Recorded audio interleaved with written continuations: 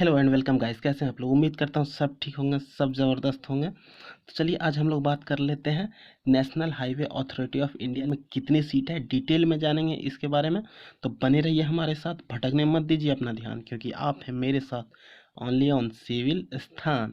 तो चलिए शुरू करते हैं कि national highway authority of India में किस चीज़ की वैकेंसी आई हुई है, कितनी पोस्ट है। तो सबसे पहले मैं बता देना चाहता हूँ कि यहाँ पे डिप्टी मैनेजर की 48 सीट आई हुई है सिविल इंजीनियरिंग डिपार्टमेंट में।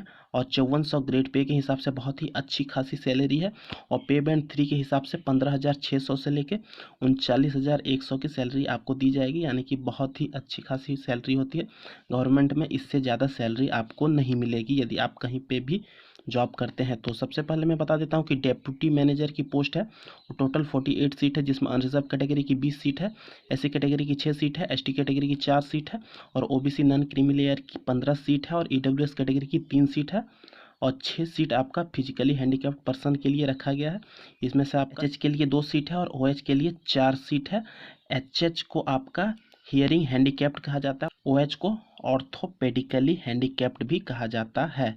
अब मैं डिटेल में बता देना चाहता हूँ कि इसकी एलिजिबिलिटी क्राइटेरिया क्या है। तो सबसे पहले आपका एज लिमिट का क्राइटेरिया है कि 30 साल से ज़्यादा नहीं होना चाहिए। जनरल कैटेगरी के लिए अलग अलग कैटेगरी की अलग अलग मेंशन की गई है गवर्नमेंट ऑफ इंडिया के रूल रेगुलेशन के हिसाब से। और आपको सिविल इंजीनियरिंग में किसी भी रिकॉग्नाइज यूनिवर्सिटी से डिग्री होना चाहिए आपके पास। और 2020 का जो गेट स्कोर है उसको वैलिड मान के आपको शॉर्टलिस्ट किया जाएगा, और डायरेक्ट रिक्रूटमेंट है यहाँ पे। अब यहाँ पे इन्होंने कुछ इंपॉर्टेंट कंडीशन भी दे दिया है स्टूडेंट को कि मिनिमम इसेंशियल क्वालिफिकेशन जो रखा गया है वो आप पूरा करते हैं तभी आपको इसमें एलिजिबल किया जाएगा। उसके बाद एज लिमिट की बात की जाए तो एज लिमिट वही है 30 साल, लेकिन अलग अलग कैटेगरी की अलग अलग है। उसके बाद यहाँ पे सिलेक्शन प्रोसेस की बात की जाए तो on the basis of valid GATE score 2020 in civil engineering discipline as on closing date of advertisement. Closing date advertisement का है, उससे पहले आपके पास होना चाहिए। और NHAI reserve the right to invite candidate for interview as per cut off for respective category. मतलब कि NHAI अपने पास ये राइट रिजर्व रखती है कि आपको कट ऑफ डिसाइड करके अपने हिसाब से अलग अलग कैटेगरी की इंटरव्यू के लिए कॉल कर सकते हैं ये लोग। उसके बाद अब मैं डिटेल में बता देना चाहता हूँ कि इस फॉर्म को यदि आपको भरना है तो www.nhai.org पे जाके आप इस फॉर्म को भर सकते हैं। गूगल क्रोम और मोजिला फायरफॉक्स का इस्तेमाल करिए फॉर्म भरते समय। यदि आप दूसरे वेब ब्राउज़र का इस्तेमाल करते हैं तो आपको जब प्रिंट मारिएगा उस समय थोड़ा सी दिक्कत हो सकती है, अपलोडिंग के समय दिक्कत हो सकती है, इसलिए रिकमेंडेड है कि गूगल क्रोम और मोजिला फायरफॉक्स का ही इस्तेमाल करें। अब आप वहाँ पे जाइएगा, इस लिंक को खोल के, वो लिंक मैं डिस्क्रिप्शन में दे देता हूँ, डायरेक्ट आप उस पेज पे चले जाइएगा। वहाँ पे अबाउट अस सेक्शन में रिक्रूटमेंट में जाके, वैकेंसीज में जाके, रिजल्ट्स में जाके, उसके बाद एडवर्टीजमेंट ऑफ डिप्टी मैनेजर पे क्लिक करिएगा। आपका ऑनलाइन एप्लीकेशन खुल जाएगा, वहाँ पे आप इसको भर दीजिएगा। अब मैं बता देना चाहता हूँ कि इस फॉर्म को भरने के बाद आपको जो फोटोग्राफ अपलोड करना होगा वो JPG फॉर्मेट में रहना चाहिए, और 1 MB से ज़्यादा फाइल नहीं होना चाहिए उसका। उसके बाद सिग्नेचर की भी वही है कि JPG फॉर्मेट में रहना चाहिए, और 1 MB से ज़्यादा फाइल नहीं रहनी चाहिए।